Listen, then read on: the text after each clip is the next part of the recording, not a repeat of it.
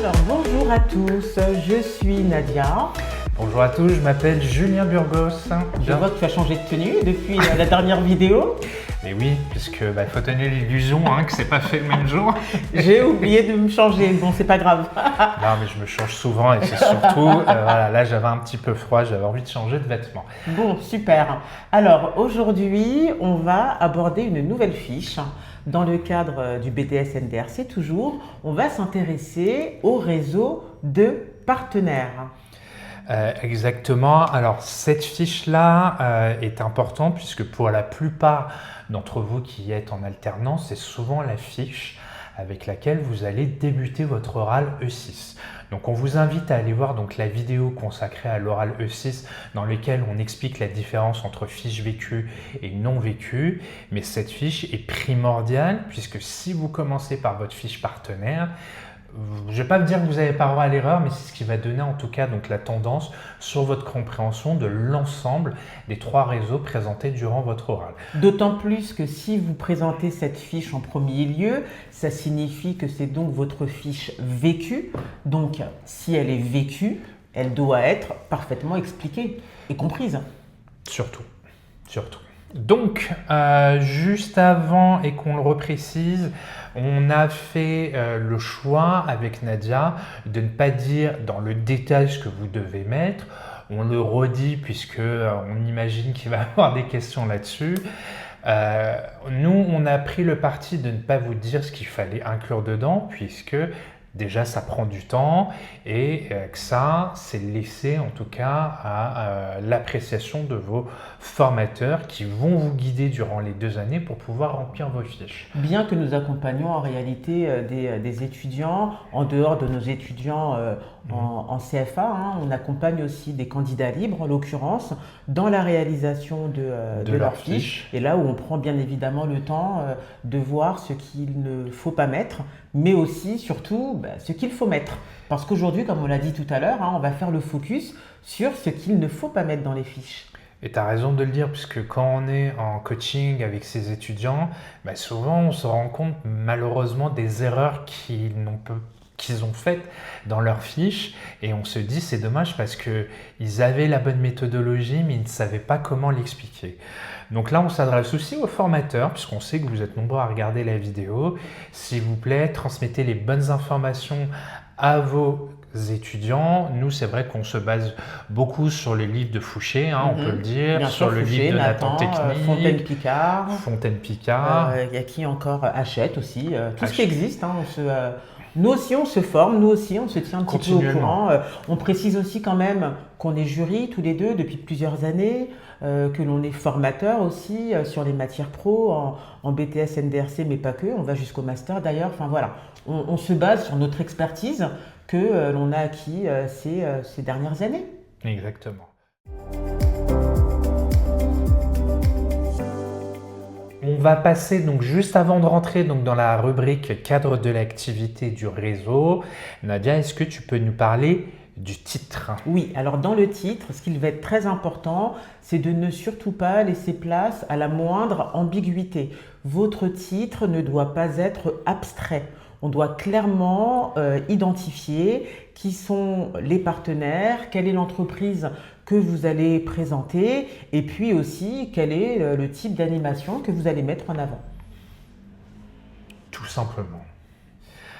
Alors d'ailleurs, une autre chose me vient en tête qu'on n'a d'ailleurs pas précisé pour la fiche distributeur, mais ce n'est pas grave vu que vous êtes censé regarder les 3. On l'espère. Tout en haut de votre fiche, vous avez des petites rubriques, animation de réseau de distributeurs, animation de réseau de partenaires, animation de réseau de vente directe.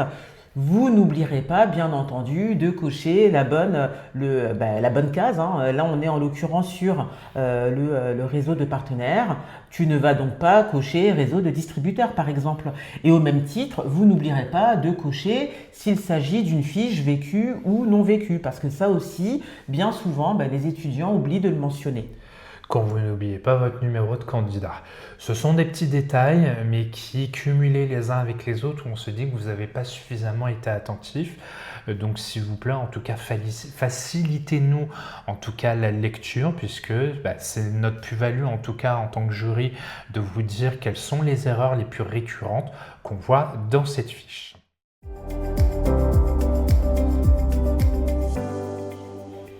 Donc on va passer cette fois-ci, on rentre dans le cadre de l'activité réseau avec les 5 sous-rubriques. Je te laisse la parole. Oui, alors on va commencer par la première qui est nom de l'organisation. Dans cette sous-rubrique, vous n'allez pas mentionner le nom de l'organisation du ou des partenaires. Il s'agit ici de préciser le nom de l'organisation ou en l'occurrence, vous avez réalisé votre alternance ou du moins l'entreprise qui, elle, aura recours par la suite à plusieurs types de partenaires pour développer son activité. Dans le cas où il y aurait donc des étudiants qui ont fait des stages, c'est-à-dire qui n'étaient pas en alternance mais qui l'ont pensé en formation initiale, vous choisissez donc l'entreprise dont le stage en tout cas vous permet de couvrir l'intégralité des points qui sont dans la grille de notation E6. Oui, c'est important de le préciser ça. Parce que là vous ne pouvez pas inventer, concrètement vous devez choisir impérativement soit si c'est en alternance ce qui a marqué donc dans votre CERFA, pour la fiche vécue et pareil en tout cas pour les stages, il faut que ça soit vécu. Si ça a été fait avant votre BTS ou si vous n'avez rien pour le prouver, ça n'est pas bon. Les informations selon lesquelles vous pouvez vous servir d'expérience hors dehors de votre formation, c'est faux. Et ça, je le dis donc à destination des formateurs ou également des chefs d'établissement. Nous, on se base sur le référentiel. Le référentiel fait la différence entre l'épreuve ponctuelle, c'est-à-dire quand on le passe une fois, et sur le contrôle continu. Et ça, ce sont donc dans les lycées, dans les écoles publiques. Mais s'il vous plaît, ne nous prenez pas un stage que vous avez fait en dehors de votre formation, dont il n'y aurait pas les documents dans votre dossier pour pouvoir prouver, parce que sinon on se dit vous ne l'avez pas fait dans le cadre de votre formation. Et ça, c'est extrêmement important puisque c'est une erreur qu'on voit très régulièrement. Il est vrai. Normalement, en début d'année, vous avez donc déposé, pour ceux qui se sont inscrits, vous vous êtes inscrits sur Cyclade et vous avez dû donc déposer soit vos contrats CERFA, soit des attestations de stage. C'est uniquement sur l'un de ces documents que vous pouvez donc remplir votre fiche. Si vous le marquez sur le fait que vous avez travaillé à côté pour pouvoir financer vos études, c'est très bien, mais ça n'est pas ce qu'on vous demande. On ne prend pas de risque. On ne prend pas de risque. Très bien. Alors, prochaine sous-rubrique qui est donc adresse, code postal et ville. Eh bien, ne renseignez pas d'adresses qui n'ont absolument rien à voir avec l'entreprise dans laquelle vous avez travaillé ou du moins dans l'entreprise que vous avez choisie pour pouvoir présenter ce réseau. Type de structure. Donc là, c'est pareil. Tu veux le dire un petit peu pour changer un peu? Vas-y. Donc, type de structure. Donc là, on va se répéter, mais on aime ça. C'est pour ça qu'on est des formateurs. S'il vous plaît, contentez-vous du strict minimum. C'est SARL. Dedans, je le marque. Attendez, qu'est-ce qu'on dit même exactement? Ne soyez pas trop bavard dans cette sous-rubrique. Contentez-vous SARL. J'ai pas besoin de savoir que le capital social, par exemple. Le capital social est de 1 million ou d'1 euro. C'est pas ça qu'on vous demande. Ou de préciser aussi ce qu'on voit souvent dans cette partie, quand est-ce que l'entreprise a été créée, dans quel pays, le nom du fondateur. On a souvent des types de structures qui s'étalent sur 5-6 lignes. Sincèrement, vous aurez de quoi dire par la suite avec des éléments qui seront beaucoup plus pertinents vis-à-vis des compétences qui sont évaluées. Donc Nadia vient de le dire, si vous entendez bien, elle vous a dit on va pouvoir peut-être potentiellement donner ces informations à un autre moment. Oui. On va passer donc à l'offre commerciale. L'offre commerciale, donc, qu'est-ce qu'on peut dire de plus? Dans l'offre commerciale, alors c'est vrai qu'on l'a déjà un petit peu répété, mais comme le disait Julien, plus on répète et plus ça rentrera aussi. D'ailleurs, j'en profite, n'hésitez surtout pas à aller regarder nos précédentes vidéos. On a fait une vidéo aussi pour le réseau de distributeurs, une vidéo sur le réseau de vente directe, deux vidéos pour les fiches 4. Voilà, je ferme la parenthèse. Néanmoins, donc ici sur l'offre commerciale, ne présentez pas une offre commerciale trop dense. Oui, on l'entend, votre entreprise vend commercialise très certainement un grand nombre de produits ou de services, mais il n'est pas question dans cette fiche de tous les détailler en détail, détaillé en détail, mais plutôt d'avoir une approche beaucoup plus comment dire, synthétique, présenter des familles de produits, des familles de services, utiliser aussi en l'occurrence votre présentation PowerPoint ou bien vos annexes, mais voilà, c'est une fiche. Une fiche a pour vocation d'être synthétique. Et souvent, en plus, ça se fera au détriment de la compréhension, de l'organisation du réseau de partenaires. Donc, sur l'offre commerciale, là, on peut le dire, c'est pratiquement anecdotique. Parce que ce qu'on vous demande, c'est de présenter encore une fois l'organisation et pas ce que vous vendez dans votre offre commerciale. C'est important de le savoir parce que on n'a pas la science infuse et les jurys ne connaissent pas tout, mais ne dévoilez pas tout puisque ça n'a aucune espèce d'importance. Ça ne vous rapportera pas de points. Voilà, très clairement, même si vous avez une offre commerciale qui est développée, présentée de manière très smart, très voilà, ça n'apportera pas de points. Ce n'est pas dans la grille d'évaluation. Non. Et d'ailleurs, on profite pour le dire, quand vous présentez ces éléments, d'ailleurs, le jour J, ça ne fait pas partie donc de la grille de notation. Ça veut dire que vous êtes obligé de les présenter puisque vous devez contextualiser. Là, on déborde un peu, mais c'est important que vous puissiez comprendre. C'est votre carte de visite, c'est 30 secondes, une minute à tout péter, parce qu'en fait, on doit directement après rentrer dans le détail des éléments pour qu'on puisse vous noter. Donc, ne vous attardez pas sur ces éléments. Je veux bien que tu puisses terminer sur les acteurs du réseau parce que là, ça va avoir une incidence encore plus particulière en fonction du type de réseau. Oui, ok, très bien. Alors, sur la sous-rubrique maintenant, acteurs du réseau. Ce qui va être très très important, peut-être même plus important que sur les autres fiches E6. Si l'on part du principe que, allez, à 90-95% d'entre vous, la fiche partenaire et la fiche vécu, vous ne devez surtout pas oublier de vous y inclure. Et de vous y inclure au-delà même de dire « j'en ai fait partie ». On doit comprendre quel a été votre rôle dans le cadre de cette activité commerciale.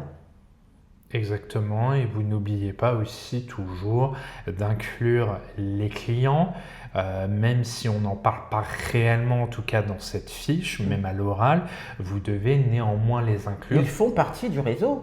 Exactement. Bien sûr, le réseau de partenaires, ça démarre avec une entreprise et ça se termine dans les mains de qui? Ça se termine dans les mains d'un client. Donc le client fait partie de ce réseau.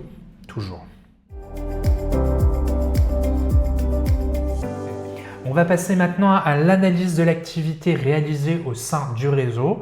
Donc vous voyez, ça va s'afficher à l'écran. Donc vous allez avoir donc la rubrique période, la sous-rubrique présentation générale du réseau, le contexte, le diagnostic du réseau, l'animation du réseau, la méthodologie d'animation ou la démarche, puisque les deux vont ensemble, les résultats, les préconisations et toujours on termine avec la liste de ressources et de support. Donc ça, ce sont les 9 sous-rubriques qui doivent intégralement être remplies. S'il vous plaît, on l'a peut-être pas suffisamment dit dans les 2 autres vidéos, mais respectez bien en tout cas les cases. Si pour la période, ça devient ça, si la présentation générale du réseau, ça devient ça, c'est pas le but. Vraiment, il faut que ça soit équilibré et on va commencer tout de suite donc avec la sous-rubrique période.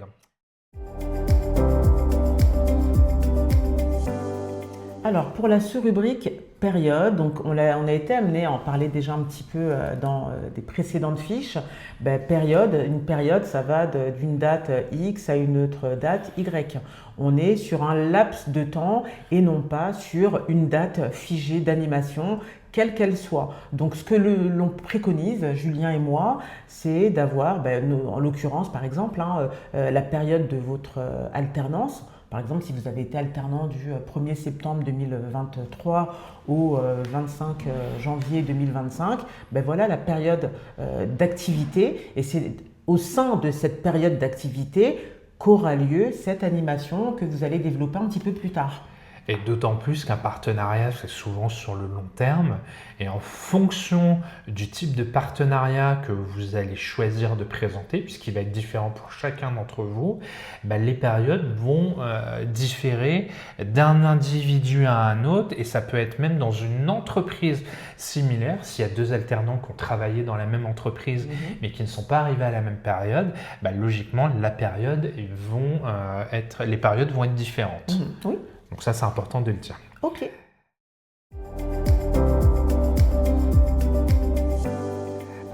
Présentation générale du réseau. Je te laisse la parole. Ok, très bien. Alors, dans la sous-rubrique présentation générale du réseau, ne présentez pas un réseau qui tient en 3-4 lignes.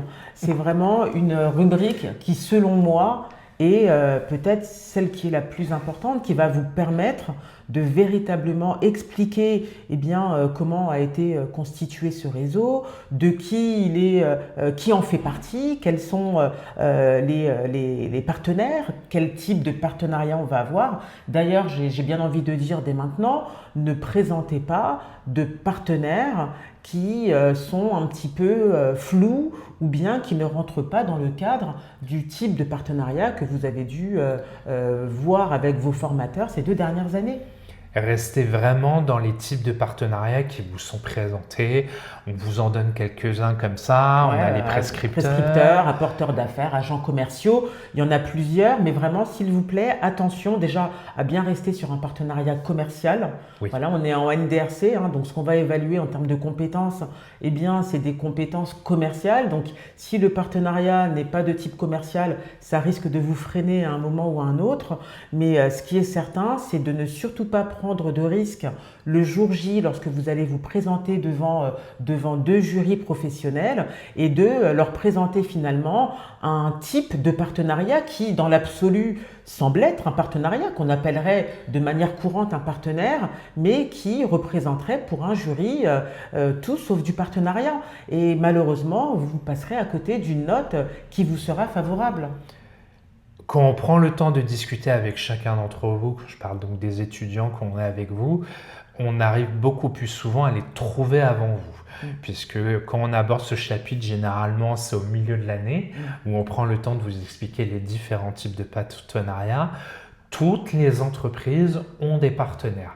C'est obligatoire aujourd'hui. Une entreprise ne peut pas vivre toute seule si elle n'avait pas donc de partenaires autour d'elle pour pouvoir faire grossir son chiffre d'affaires. Nous-mêmes, on peut le dire, on travaille pour des écoles, on est indépendant, ça c'est un type de partenariat, lequel, ça nous on le dit en cours, et même on invite les formateurs qui sont souvent, qui regardent nos vidéos également, servez-vous des exemples les plus courants, parce que une des erreurs qu'on voit souvent dans la présentation générale du réseau, c'est soit vous allez nous présenter donc des fournisseurs pour tout type d'entreprise, un fournisseur, comme son nom l'indique, c'est un fournisseur, ça n'est pas un partenaire. Sauf, on peut dire sauf si effectivement il y a un échange de visibilité commerciale qui doit se voir. Donc là, il y a toujours des exceptions. Oui, ou si ce fournisseur nous permet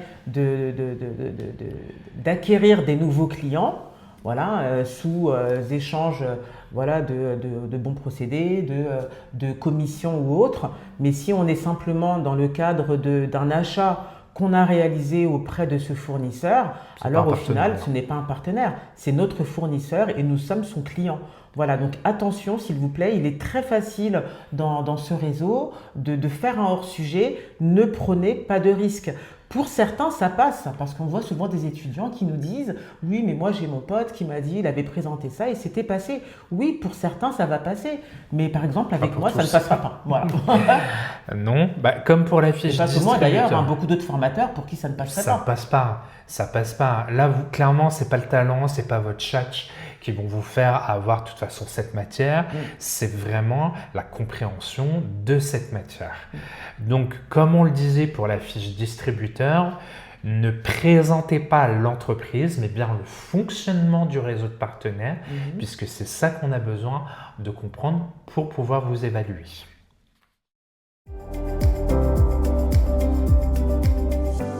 Là, on va aborder la sous-rubrique, contexte.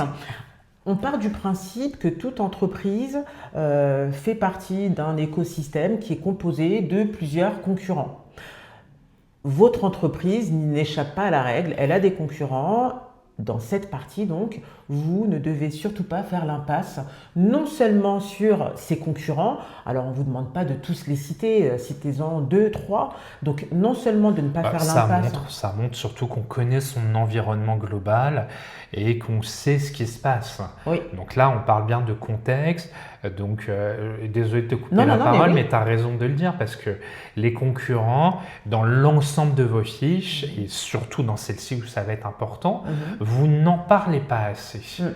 Et là, les concurrents, pourquoi on a besoin d'en parler? Parce que ces concurrents, alors pourquoi est-ce qu'on a besoin de parler de ces concurrents?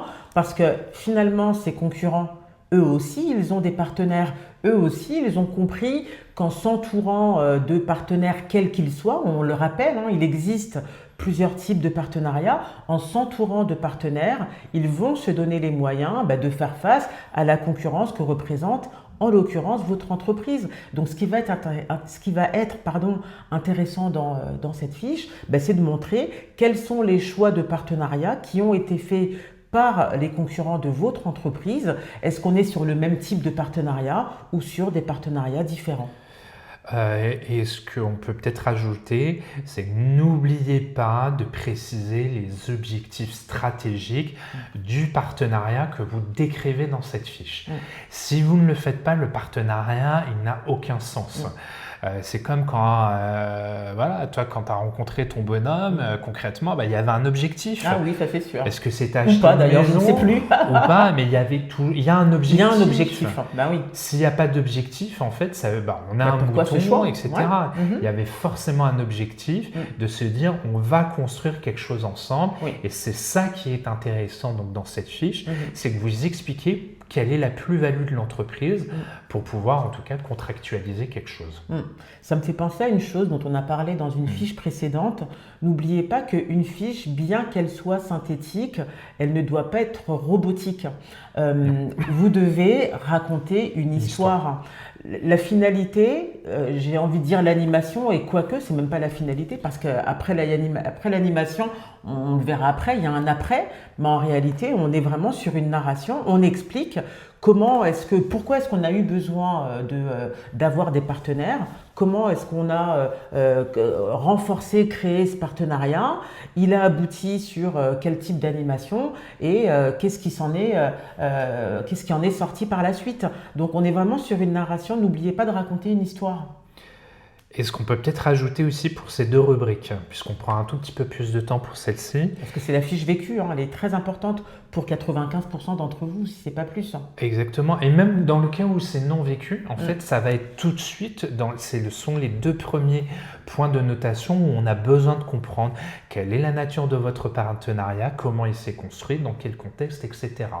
Donc ça, vous pouvez vous servir, on le dit dans votre fiche déjà pour votre oral, mais vous devez en tout cas blinder d'informations de manière synthétique dessus, parce que c'est ce qui va faire la réussite en tout cas de votre oral pour cette partie.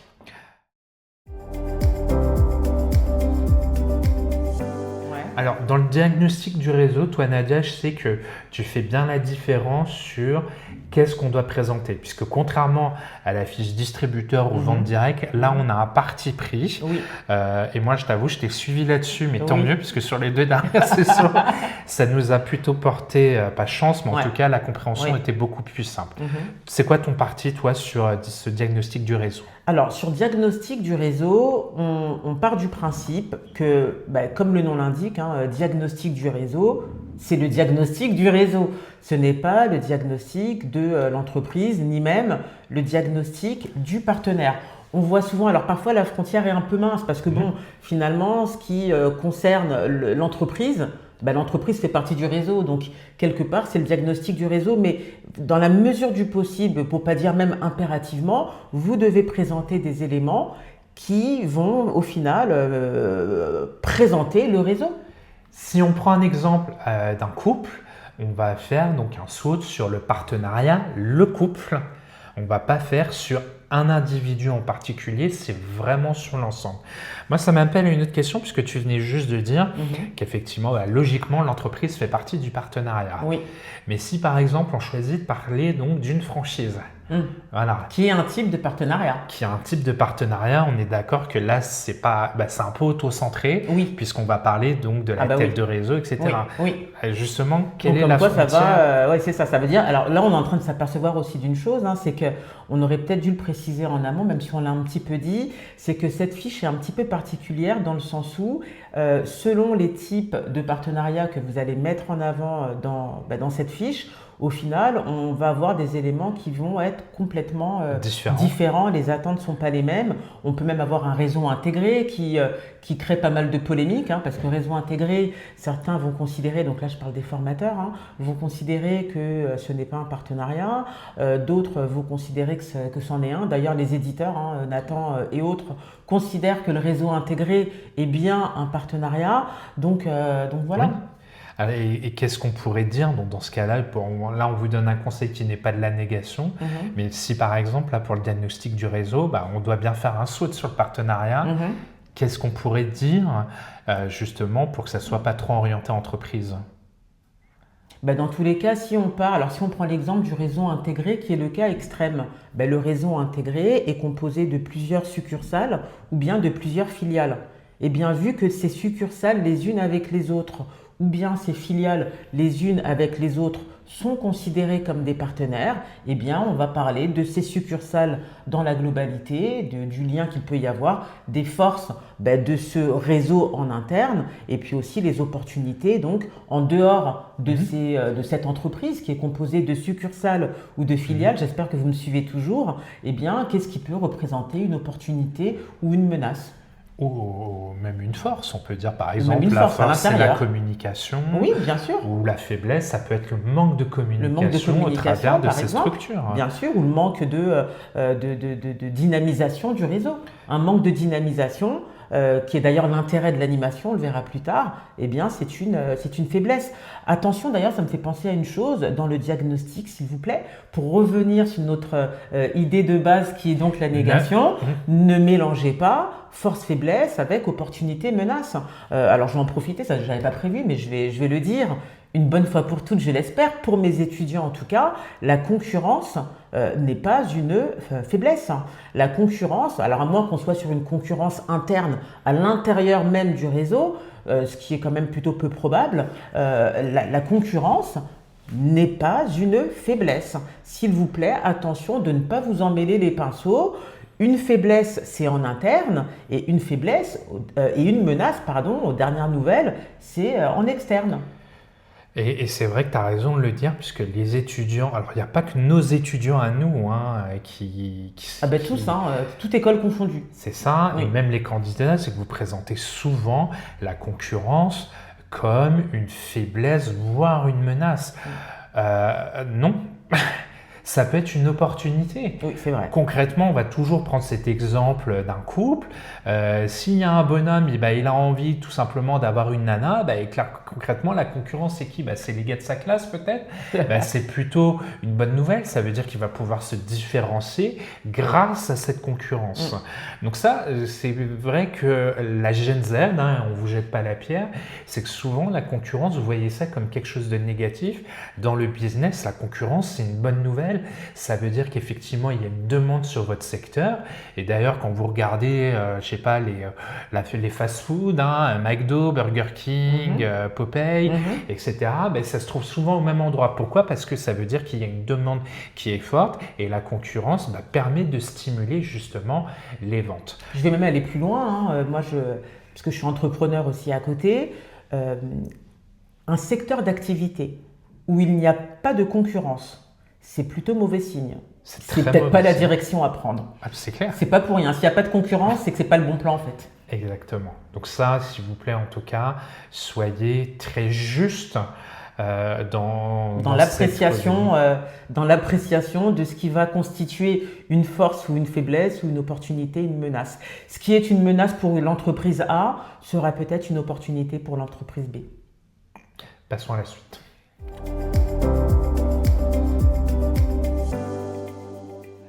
On va passer donc à la sous-rubrique animation du réseau.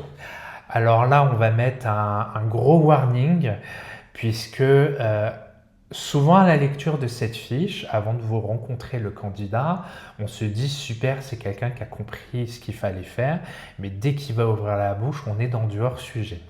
Pourquoi? Puisque souvent cette fiche est hors-sujet. Je m'explique. Dans les fiches E4, vous savez que vous en avez deux, il y a négo-vente et organisation et animation d'un événement commercial.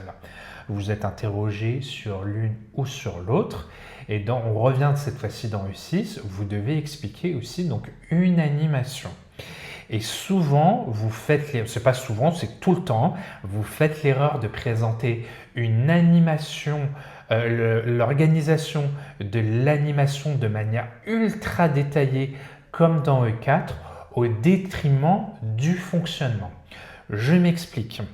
Une des animations, en tout cas, qui est le plus couramment admise dans cette fiche, ça peut être une réunion de travail. Une réunion de travail va déboucher sur des actions. Ça peut être, on va faire venir un influenceur. Ça peut être, on va faire rentrer un nouveau franchisé. Ça peut être une réunion d'information. Bref, il y a plein de types de choses. L'animation, c'est une réunion de travail. C'est ça qu'on va vous demander puisqu'on doit expliquer comment le partenariat s'est créé, de quelle manière, comment il a été pensé. Et si vous faites l'erreur de présenter uniquement l'animation, vous faites du hors-sujet, vous nous présentez la compétence organisation et animation d'un événement commercial et vous ne présentez pas le fonctionnement d'une animation, savoir quand est-ce qu'on a pris donc des décisions. Si je peux prendre un exemple, par exemple, pour un mariage. Un mariage, c'est un événement en tant que tel. Et toi, tu as déjà assisté à des mariages. Ah oui, plein, oui.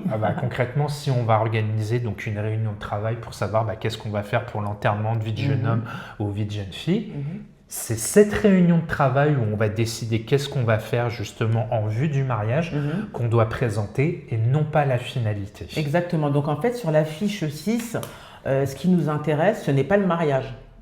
Ce qui va nous intéresser, c'est cette réunion où on va décider de ce qui va être nécessaire pour avoir un mariage qui se passe super bien. Donc on a vraiment c'est l'animation. Alors c'est peut-être pas la partie la plus intéressante et la plus palpitante en réalité, parce que c'est vrai que les étudiants, eux, ils ont envie de parler du mariage. Mais ce n'est pas ce qui est attendu en E6.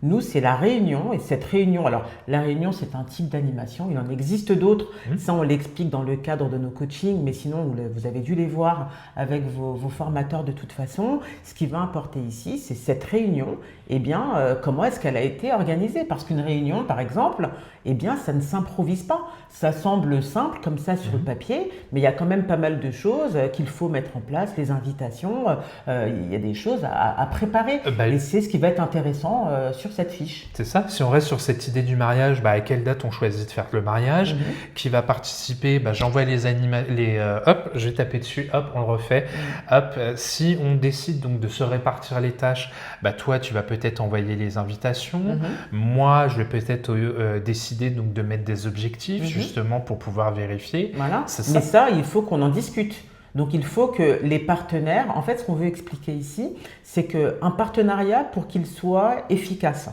il va bien falloir que partenaire A et partenaire B communiquent. Il va falloir qu'ils échangent, il va falloir qu'ils se mettent d'accord sur des process, sur des fonctionnements, il va falloir qu'ils prévoient un événement qui aura lieu par la suite. Donc si jamais on ne met pas sur pied toute cette préparation et cette cohésion et cette dynamisation du partenariat, pardonnez-moi, alors ce partenariat ne portera pas ses fruits. Donc c'est vraiment l'intérêt de cette animation et on insiste vraiment sur cette partie parce qu'il y a beaucoup de confusion entre ce qu'on entend par animation sur la fiche E6 et ce qu'on entend par animation sur la fiche E4. Et on ne trouve pas...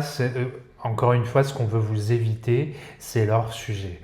Donc pour animation du réseau, le conseil, c'est ne faites pas de hors-sujet. Puisque vous l'avez compris, le conseil, il est long, mais il est hyper important parce que rédiger les fiches, C'est plutôt simple quand on a les bonnes informations, mais si vous passez 2 ans de votre formation à construire des fiches dont vous ne comprenez pas la finalité, mécaniquement, en fait, vous ressortez ça directement à l'oral. Donc là, on insiste vraiment pour ceux qui sont en première année, tant mieux. Ceux qui sont en deuxième année, là, switchez tout de suite. Parce que là, la semaine dernière, on a encore eu donc, des candidats libres qui se sont plantés et quand on voit leurs fiches, on voit clairement qu'ils ont mis le focus sur le mariage. Pour reprendre cet exemple, c'est pas ça en fait qui nous intéressait. C'était vraiment comment ça a été construit au préalable. Et en d'autres termes, finalement, si on revient sur notre principe de négation, ne faites pas un copier-coller de l'animation de la fiche E4 sur la fiche E6. Parce que très clairement, si vous prenez vos 2 fiches et que l'animation E4 est la même animation que l'animation E6, sachez que vous faites un hors-sujet. Quelque part, quelle que soit la fiche, et en l'occurrence, si vous parlez du mariage, le hors-sujet, c'est en E6. Vous n'aurez pas la moyenne. On va passer donc à méthodologie d'animation, donc la démarche, toujours donc dans la même lignée que la précédente rubrique. Là, c'est vrai que, on l'admet, honnêtement, ça embrouille parce que nous, on vous conseille de marquer avant, pendant et après. Mais là, on ne parle toujours pas du mariage. On parle avant donc de la réunion, qu'est-ce qui s'est passé. Pendant, dans le déroulement de la réunion, on a décidé de répartir les tâches, on a décidé, etc. On ne redit pas les mêmes infos que dans l'animation donc du réseau. On parle bien donc de l'animation avant, pendant, après. Avant, j'ai envoyé un mail, j'ai envoyé un SMS aux intervenants pour qu'ils puissent venir. J'ai donné un ordre du jour, par exemple. Le jour où ça arrive, qu'est-ce qu'on pourrait dire pour la réunion? Qu'est-ce qu'on peut avoir? On peut avoir par exemple l'accueil des partenaires, on peut avoir la présentation de l'ordre du jour, on peut avoir aussi un échange, pourquoi pas une pause aussi, voilà, où les intervenants prennent le temps de vaquer à leur occupation. Voilà, ça peut être l'occasion aussi de parler aussi si on est dans le cadre par exemple d'un processus de négociation, parce que parfois c'est pas forcément un partenariat qui a déjà été conclu. D'ailleurs, attention à l'importance, alors on ne l'a pas dit tout à l'heure, mais c'est très important, un partenariat, ça se formalise par un contrat. Si vous n'en parlez nulle part, c'est problématique. Donc, pour revenir sur notre principe de négation, ne faites pas l'erreur de ne pas parler, ou plutôt de ne pas parler du contrat de partenariat quelque part dans votre fiche. Et si on doit prendre aussi un autre exemple, on sort du mariage, au moment où vous voyez cette vidéo. La vidéo, c'est la finalité. Vous vous doutez bien que juste avant, on s'est quand même pas entraîné, il manquerait plus que ça. Oui, mais on a eu donc plusieurs échanges par téléphone, on a mangé ensemble. Là, vous voyez, on le dit, on a nos fiches. Il y a de la préparation. On a préparé avant. Et si on doit présenter donc dans la méthodologie d'animation, dans le avant, on va dire tout simplement, l'animation, c'est notre réunion de travail. Voilà. Qu'est-ce qu'on a décidé pour pouvoir justement tourner donc cette vidéo. Le après, c'est après la réunion, voici ce qu'on va faire, etc., qui donnera lieu plus tard donc au tournage. Donc vous voyez bien, il y a différentes choses. Avant, pendant, après, c'est toujours focus sur l'animation, mais qui n'est pas la finalité. Donc on le redit, ne confondez pas l'animation finalité avec l'animation qui est finalement le prémisse, qui est la genèse de la finalité. Ouais, c'est ça. Alors pour la sous-rubrique résultats, ne présentez pas d'éléments que vous n'avez abordés nulle part. Très souvent, on a des étudiants qui nous présentent des résultats, mais on n'était même pas au courant qu'il y avait des objectifs parce qu'ils ne nous ont pas été présentés. Donc, qui dit résultat, dit objectif. Mais s'il y a des objectifs, prenez donc le temps de les présenter quelque part. Donc, s'il vous plaît, dans cette sous-rubrique résultats, ne présentez pas d'éléments sortis de nulle part. Et ne soyez pas contradictoires. Ne soyez pas contradictoire dans ce que vous présentez, puisqu'il doit avoir une certaine forme de logique. Que le partenariat, d'ailleurs, est abouti ou qui ait été annulé. Oui. Ça, c'est pas grave. S'il y a un partenariat qui a été annulé, Ça nous va très bien puisque c'est aussi à l'image de ce que vivent les entreprises. Bien sûr. Un partenariat, s'il est pérenne, tant mieux, mais des fois, il est aussi limité dans le temps pour X raisons. C'est pour ça, quand on vous revoit sur les autres rubriques, on doit expliquer quel est le but d'un partenariat. Est-ce que c'est pour une année? Est-ce que c'est pour 2 ans, 3 ans? Ça, c'est à vous de nous le dire. Donc, vos objectifs ne doivent pas être contradictoires avec l'intégralité de votre fiche. Alors, dans la sous-rubrique préconisation, ne vous contentez pas d'émettre des préconisations qui vont dans le sens de l'animation. Voyez un peu plus large. Il y a des préconisations qui peuvent être émises aussi au niveau du réseau. Qu'est-ce que l'entreprise que vous présentez pourrait mettre en place au niveau de son réseau de partenaires pour grignoter un peu plus de place dans le marché? Qu'est-ce qu'elle peut faire? Quel autre type de partenariat pourrait être développé? Donc vraiment, s'il vous plaît, ici, essayez de ne pas avoir une vision trop micro et d'avoir une vision beaucoup plus large, y compris de choses qui ne sont pas faites à l'heure actuelle par votre entreprise et qu'elle pourrait envisager. Par exemple, une entreprise qui aujourd'hui a développé un réseau intégré, on y a fait allusion tout à l'heure en début de vidéo, eh bien, pourrait très bien envisager, par exemple, de mettre en place un système de franchise. Ils ne l'ont pas fait, soit, mais c'est une idée. Et ça vous permet, vous, de mettre en avant des compétences que vous êtes censé avoir acquis ces 2 dernières années. Et en tant que jury, c'est vrai qu'on apprécie souvent aussi votre prise de hauteur pour voir effectivement quel est votre regard justement sur ce partenariat qui a abouti ou pas. C'est pas un critère de notation, mais on aime voir votre prise de hauteur dessus. Donc n'hésitez pas en tout cas à nous montrer que vous êtes des commerciaux qui sont force de proposition, qui sont capables de faire des propositions certaines dedans, parce que même vos entreprises, elles vont apprécier. Pour cette rubrique, je ne vous conseille pas de demander à votre entreprise quelles sont les préconisations, mais plutôt de leur dire, moi si j'étais en train de faire une préconisation pour améliorer notre partenariat, qu'est-ce que tu en dirais? C'est plus là sur la forme de la discussion et vous allez voir, hop, il y a tout de suite des choses qui vont arriver parce que souvent quand vous êtes en formation, que ce soit pour des stages ou en alternance, vous avez un regard neuf et c'est vraiment précieux pour une entreprise de voir quel est votre regard sur quelque chose sur lesquels vous n'avez pas de prérequis, non, comment on dit, c'est préconçu, tu sais, ils n'ont pas d'idées préconçues. Ouais. Donc, je reprends. Donc, c'est souvent intéressant pour les entreprises de se rendre compte que vous n'avez pas d'idées préconçues sur certaines choses. Et c'est souvent d'ailleurs de là que démarrent d'excellents partenariats parce que vous avez pu voir quelque chose que l'entreprise n'a pas su voir parce que, juste comme tu le disais, ils étaient trop focus dessus, ils étaient en mode la tête dans le guidon, quoi. C'est ça. Ouais. Très bien. On passe à la dernière rubrique.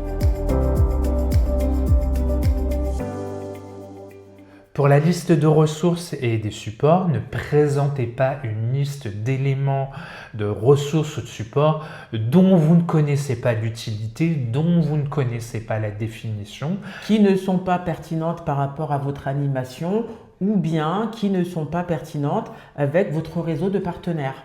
Donc là, dans ce qu'on peut voir, donc il y a liste de ressources, contrat de partenariat, c'est très bien. Compte rendu de réunion, c'est plutôt bien. Photos des interventions. Bon voilà, pour moi ça c'est anecdotique puisque ça va apparaître généralement dans la présentation. Si jamais vous avez participé à une réunion, parce qu'il y a tellement d'étudiants aussi qui parfois nous présentent, on vous voit des animations auxquelles en réalité ils n'ont pas participé, eh bien il est vrai que le jour J, quand on est jury et qu'on voit une photo peut-être de l'alternant dans le cadre de la réunion, on peut se dire oui effectivement c'est véritablement vécu. Mais par contre si c'est votre seul annexe, c'est pas assez solide. C'est trop léger. Voilà. C'est trop léger. Donc comme on l'a dit précédemment, ne faites pas une liste avec des bullet points. Vous mettez des virgules ou des tirets, vous faites comme vous voulez. Mais débrouillez-vous en tout cas pour ne pas inclure d'éléments dont vous n'avez aucune connaissance. Il y a suffisamment donc d'outils qui sont évoqués durant l'ensemble de votre formation sur l'ensemble des matières professionnelles. Donc Je ne vais pas vous dire lâchez-vous, mais vous pouvez facilement en mettre une dizaine sans que ça porte ou que ça pose le moindre problème. Sachant qu'un grand nombre en réalité de ressources et de supports doivent aussi apparaître dans vos annexes. Oui. Parce qu'il ne s'agit pas simplement de les lister et de les mentionner ici. Il va falloir les montrer aussi. On peut vous demander, justement, vous nous avez parlé de diagramme de Gantt, vous nous en avez pas parlé là aujourd'hui à l'oral. Est-ce que vous avez un élément, est-ce que vous avez un diagramme à nous présenter? Donc attention d'être prêt. Enfin, il ne s'agit pas simplement d'ailleurs à travers toute la fiche, tout ce que vous présentez, tout ce que vous dites, vous devez l'avoir assimilé parce que si vous avez une fiche de qualité mais que vous n'avez pas compris comment fonctionne ce réseau, que tout est très abstrait, vous allez vous mettre en difficulté bien que votre fiche soit de qualité. Très bien. Ben voici en tout cas ce qu'on pouvait vous dire pour la fiche partenaire sur ce qu'il ne fallait pas mettre dans votre fiche. On vous dit à très bientôt. À bientôt, merci beaucoup pour votre écoute. Vous lâchez un pouce, vous pouvez marquer des commentaires, repartager la vidéo, taguer des personnes qui peuvent en avoir besoin. Voilà, y compris vos formateurs aussi. Y compris vos formateurs. On est toujours très ouvert à l'échange avec les formateurs. C'est très important pour nous. Très bien. À bientôt. À bientôt.